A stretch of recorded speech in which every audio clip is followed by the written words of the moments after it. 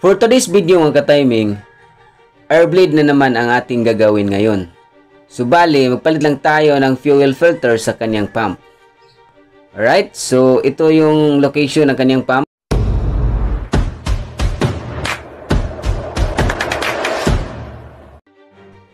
At ito naman ang ating ipapalit. Pump o-ring at fuel filter. Alright. Screenshot lang. Okay. So tanggalin natin ang fuel hose. I-lift up ang kanyang lock. Okay. Napakadali lang. Tanggalin ang socket ng fuel pump. Alright. At ngayon, tingnan natin ang kanyang fuel. Kapag marami ay tanggalin natin ang fuel muna para hindi tumatagas tuwing magtanggal tayo ng fuel pump. Alright, so tapos na nating natanggal ang kanyang fuel.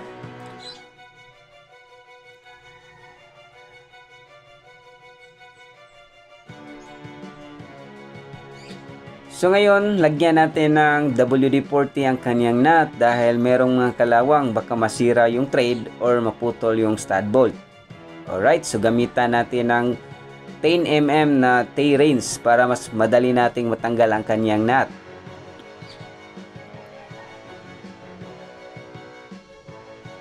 Okay, so natanggal na natin ang kanyang fuel pump. So sa 30k na takbo ay expected natin na madumi na yung fuel filter. Alright, so nangingitim na sa sobrang dumi ng filter. Okay, so itabi natin. Tingnan natin ang kanyang lips. Alright, so ang tangke ay merong mga kalawang. So ang gagawin natin, tanggalin natin yung mga kalawang, gamitan natin ng sandpaper. Kung meron namang mga dumi na doon sa loob, ay gamitan natin ng tissue paper. Ayan. So makikita nyo yung ginagawa ko. Ayan. Para yung mga dumi na nahulog sa loob ng tangke ay dumikit sa tissue paper. Yun lang ang gagawin nyo. Wag nyo na lang tanggalin ang tangke. Okay. Ayan, so tanggalin natin ang old na filter at huwag kalimutan yung maliit na o-ring dahil ito yung naka-shield sa kanyang fuel filter. Sa pag-suction ay walang singaw. So ito naman ang kanyang bagong o-ring. Ayan. So napaka-importante na lagyan ng bagong o-ring dahil hindi basta-basta natin ma-access ang kanyang fuel filter kung hindi tanggalin lahat ng mga cover na naka link sa kanyang party ng kanyang tangke. Alright, so alam naman natin na napakahirap tanggalin ang party ng mga cover.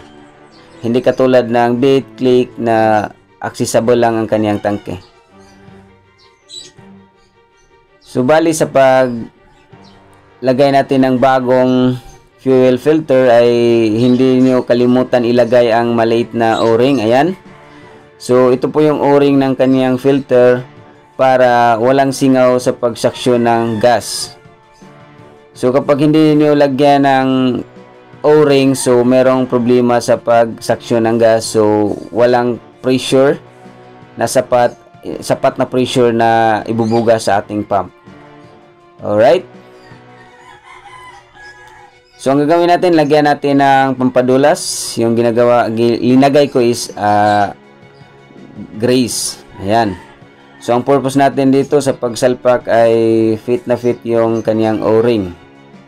Alright, sa paglagay, dahan-dahanin nyo lang para hindi masira yung floater. Kadalasan, yung iba gumagawa ay nasisira yung floater. Kaya nga advice na kapag gumagawa kayo ng ganito, dapat ingatan yung floater para sa pagsalpak, pag unang ignition switch ay walang problema ang kanyang fuel gauge. Ayan. So ibalik natin ang bracket ng kanyang fuel pump at ilagay na din ang mga nut.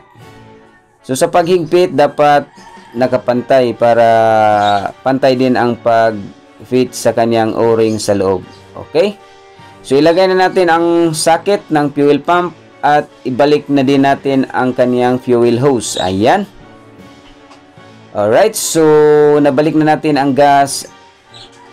Okay, so pwede na natin tong paanda rin. So, bali, kung nagustuhan nyo tong video na to ay huwag kalimutang mag-subscribe, mag-share at mag-comment. So, ingat palagi sa ating pagdi-DIY, okay?